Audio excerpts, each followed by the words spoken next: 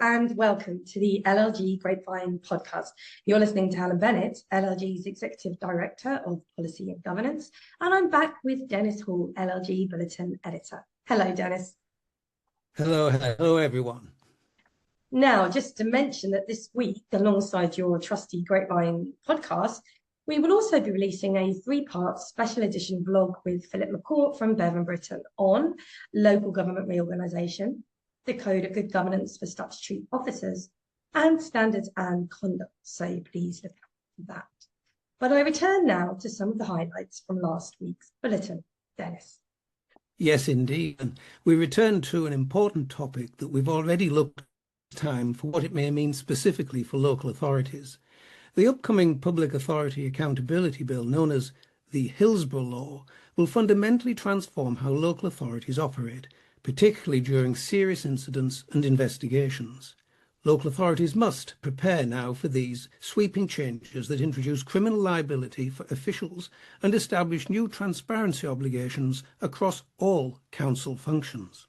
Yes, well, the legislation creates three key obligations that will directly impact local authority operations. First, a new statutory duty of candour, which is going to require local authorities to provide information with complete honesty during investigations, inquiries and inquests. This isn't going to be limited to major incidents either. It will apply across all local authority activities, from housing decisions to social services interventions. Secondly, local authorities must establish professional duties of candour for all staff, embedded within comprehensive codes of ethics based on the Nolan principles. These aren't just policy documents, they carry legal weight, with disciplinary consequences up to gross misconduct for non-compliance.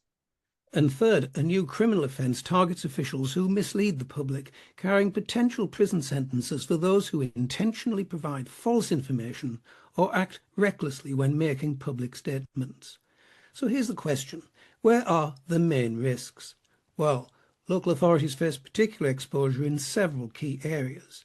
Housing services, where local authorities manage social housing and respond to safety concerns, will face enhanced scrutiny following lessons from the Grenfell Tower. Next, social services decisions affecting vulnerable children and adults will be subject to new transparency requirements. Next, environmental health and public safety incidents will require immediate, honest disclosure rather than defensive responses. That's right, and planning decisions, they're already contentious. They're going to face additional scrutiny where public safety is involved. And emergency response coordination during major incidents will require unprecedented levels of candour and cooperation with investigating authorities. This really is a game changer. It really is.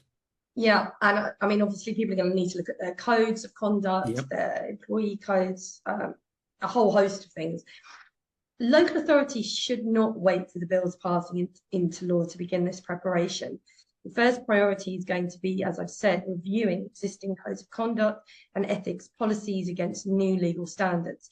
Many current policies focusing on preventing wrongdoing at present, rather than promoting positive transparency.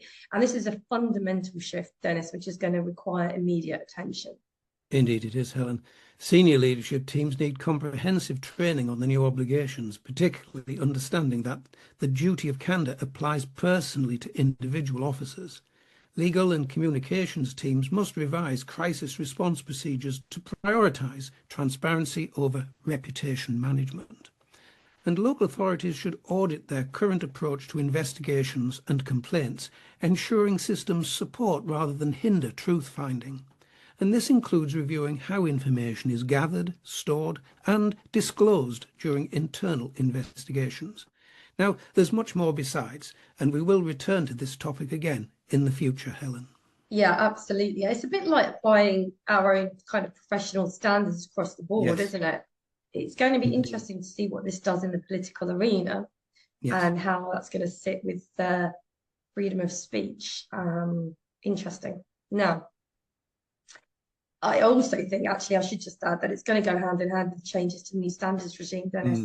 Yes, indeed. Now, covered in the blog last week, let's touch on the case of Julia Mazur and Oars and Charles Russell Speechley's LLP. I've seen different citations. That's the one I'm going for.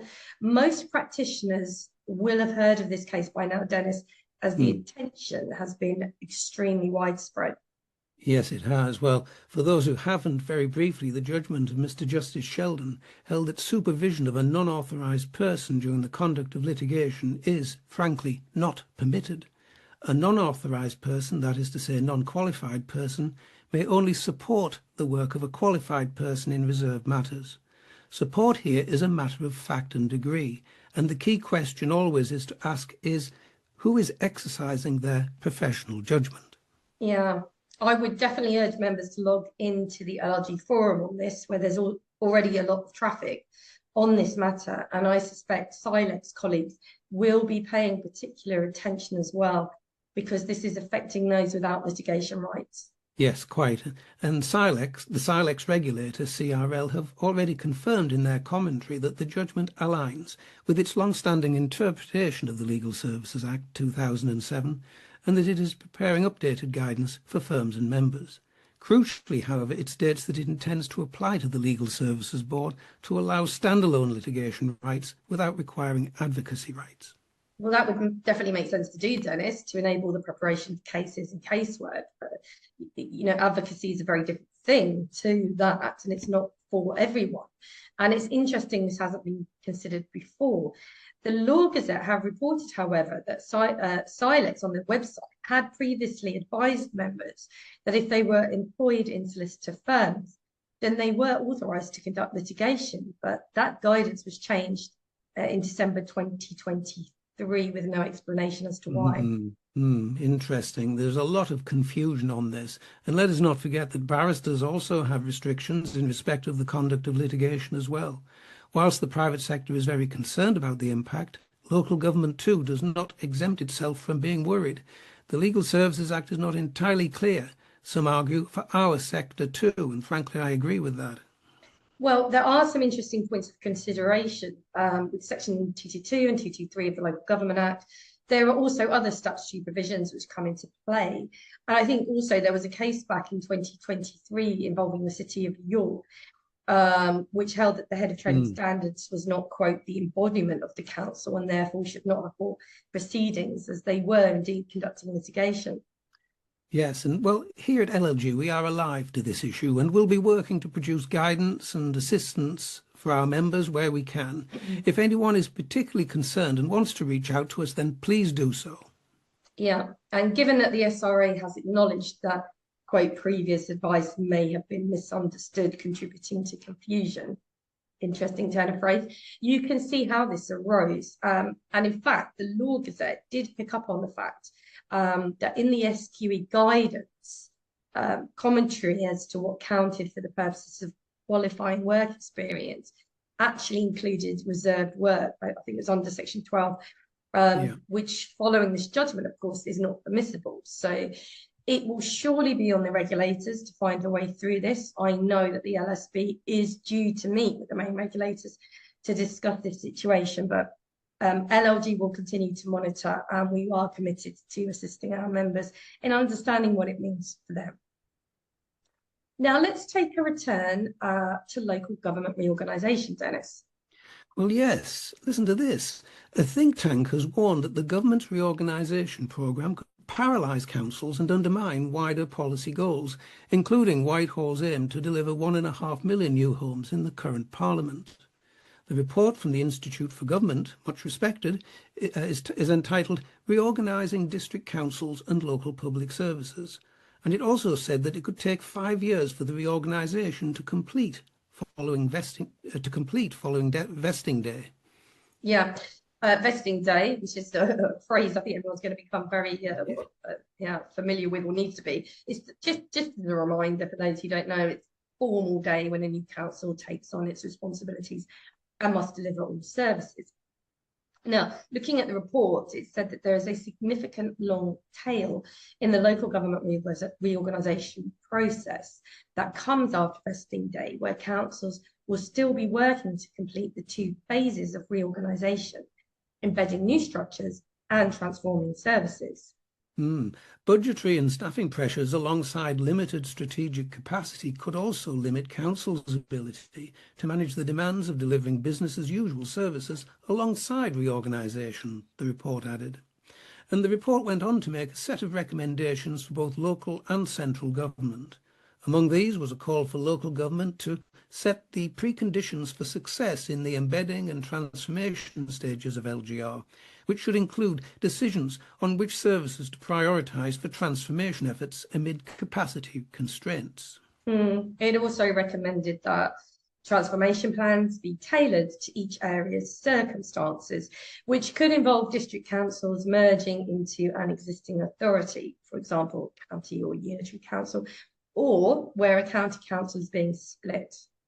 And on this point, the report noted each scenario presents distinct operational and strategic implications. For example, the delivery risks associated with consolidating waste collection services differ significantly from those involved in dividing social care across multiple smaller geographies, each requiring a tailored strategic approach for the area in question. Yeah, it's a vast amount of work. The think tank also urged councils to be mindful of service-specific challenges as each service area presents unique complexities. It highlighted the legal requirements that often necessitate early decisions on council tax harmonisation, as an example. And elsewhere, the report recommended establishing robust operational structures early in the process, including effective operational frameworks and project teams. Now, this should include developing a new business model, appointing senior officers promptly, and ensuring an experienced senior responsible owner for local government reorganisation is supported by a capable programme management office. Other recommendations included strengthening enabling functions like back office support and well-resourced HR teams, engaging and supporting staff throughout the process, and fostering early relationships with neighbouring councils. And it also called on councils to use contracting decisions for future authorities to embed innovation.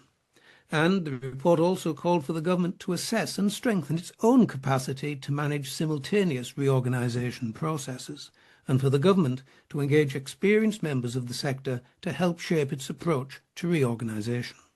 Well, that's sound advice, I would say, Dennis.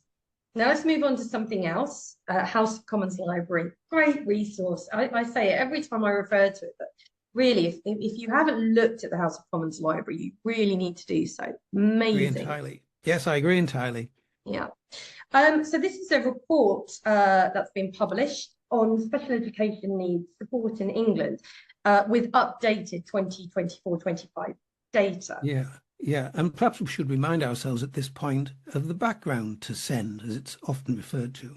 Well, the Children and Families Act 2014 provides the statutory basis for the system for identifying children and young people, that is to say, aged between 0 and 25, in England with special educational needs, assessing their needs and making provision for them. The statutory Special Educational Needs and Disability Code of Practice, first published in 2014, sets out detailed information on the support available for children and young people up to the age of 25 under the 2014 Act. But broadly, there are two levels of support. SEN support provided to a child or young person in their preschool, school or college, and secondly, education, health and care plans, which provide a formal basis for support for children and young people who need more support than is available through the SEND support system. Education is a devolved policy area, and this paper applies to England only. Well, the stats show that in January 25, there were over 1.7 million school pupils in England with identified SEND. So that's just under 20% of all pupils. And of these pupils, around 1.3 million receive SEN support, and about 500,000 have educational, health and care plans. Now, if we look back to June of this year, as part of the spending review, the government confirmed that it did intend to approach SEND reform, and it would do so, setting out its proposals in a school white paper in the autumn. So we're expecting it now. But earlier in the year, the Public Accounts Committee said that the system for supporting children with SEN, quote, is reaching or arguably has already reached crisis point despite significant extra funding being provided. Under the Conservative government, what are known as safety valve and delivering better value programmes were implemented to attempt to manage local authority finances, although these have proved controversial. New safety valve arrangements have been paused by the Labour government. And since 2020, a statutory override has also been in place that allows local authorities to exclude any deficits on their dedicated schools grant spending from their main revenue budgets. And this means that local authorities' DSG deficits, as they're known, could be separated from their wider accounts. And this override has been extended to 2028 under the current government, pending wider reform of the system. Well, last month, the Education Committee published a report on solving the SEN crisis. It was extensive and it contained a large number of recommendations, which obviously have been proposed ahead of the Expected Schools White Paper, so it's intending to influence. The report said that there should be no withdrawal of statutory entitlements for children and young people and focused on inclusivity and early intervention to support children and young people as a way to restrain EHCP numbers and associated costs. The report's other recommendations included national standards for ordinarily available provision and SEN support, a review of SEN funding, and mandatory teacher training on SEN. Well, since the white paper is not yet published as of this recording, much of what we know is based on leaks, consultation signals and statements from ministers, but whatever the outcome, I expect is likely to prove controversial. Dennis. Yes, well, in other news, listen to this. It's been revealed that Keir Starmer has tasked a Conservative peer with writing a new planning bill to remove the ability for environmental groups to delay projects such as Heathrow's third runway with judicial reviews. The Guardian understands that leaving the Aarhus Convention is being discussed as an option. This is an international treaty signed up to by the EU and other countries in Europe, which protects the right for campaigners to bring legal claims against large infrastructure projects such as waste plants, nuclear power stations and motorways. Now, doing this would destabilise Britain's constitution and silence legitimate objections, leading planning lawyers have warned already. Yeah, well, the Chancellor, Rachel Reeves, has put Heathrow expansion at the heart of her push for economic growth, claiming it would make the UK the world's best connected place to do business. The Treasury sees the new bill, including blocking what one source close to Reeves called, quote, stupid, not my word, judicial review cases. Judicial review cases for nationally significant infrastructure projects as essential to ensuring work can start on a new runway before the next general election. Reeves has repeatedly complained that the protection of bats and newts has interfered with the UK's ability to complete major infrastructure projects. She has also insisted that pursuing economic growth must trump Labour's net zero commitments, saying growth underpins everything else. Starmer and Reeves earlier introduced a bill to Parliament that would override EU-derived environmental protections and put important wildlife sites at risk of development. After campaigns by activists and indeed MPs, the government added amendments that gave some extra protections for nature. But ministers still believe deregulation has not gone far enough. Well, Charles Banner, KC, he's been asked by the Prime Minister to find a way to remove the cap on costs for groups bringing a judicial review. He's previously worked on human rights cases with Starmer and is considered an expert on judicial reviews. He's worked on cases involving Heathrow, Stansted airports, as well as the Thames Water Abingdon Reservoir.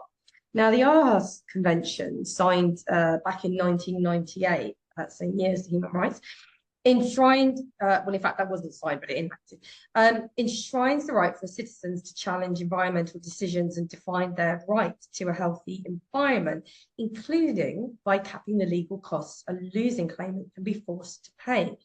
So individual claimants have to pay $5,000, while groups such as Friends of the Earth, say, for example, have to pay $10,000. And Lord Banner, who was made a peer by the then Prime Minister Rishi Sunak last year, has said it would be impossible to remove these cost caps without leaving Aarhus. He wrote in a review that for so long as the UK remains a member of the Aarhus Convention, there is no case for amending the rules in relation to cost caps in order to reduce the number of challenges to nationally significant infrastructure projects. The provisions ministers want to include in the bill would make leaving Aarhus a requirement, as they would contravene the convention. Well, the new bill aims to speed up large projects, as we've said, Heathrow, Poynting Case. The airport has submitted a timeline to the government claiming it could begin building the controversial third runway by the next general election if there are no judicial reviews. Think tanks and lobbyists have also put pressure on the government to stop these decisions being subject to the convention. And British Remade, a pro-growth think tank that is close to number 10, has been campaigning for the convention to be looked at again. Sam Demetriou, its head of policy, recently wrote on his blog that the government scrap together and treat environmental lawsuits like any other. The centre-right think tank Onward this week published a paper including a recommendation to bring primary legislation cost caps under the Aarhus Convention. So watch this space.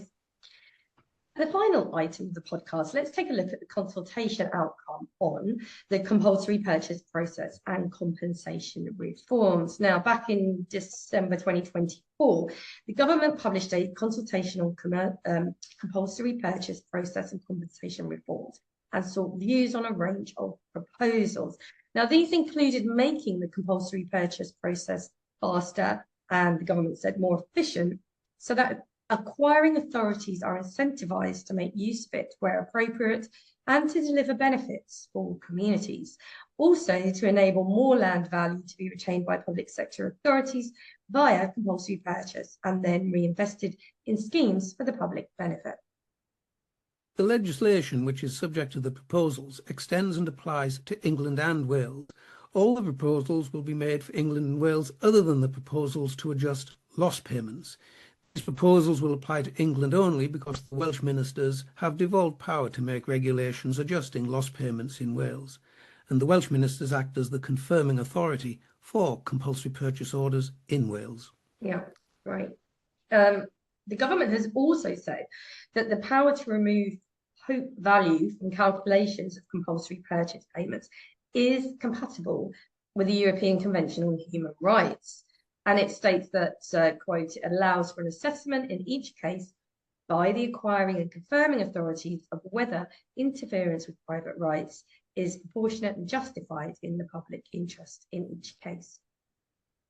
In line with the outcome of the government's consideration, the following proposals require primary legislation and are being taken forward by the Planning and Infrastructure Bill, and these include allowing the delegation of decisions on CPOs with directions removing hope value to acquiring authorities where there are no objections, and proposals allowing the delegation of decisions relating to directions for additional compensation of the land compensation to inspectors, and finally proposals allowing decisions to be delegated to acquiring authorities where certain categories of modifications are required to be made to CPOs where there are no objections.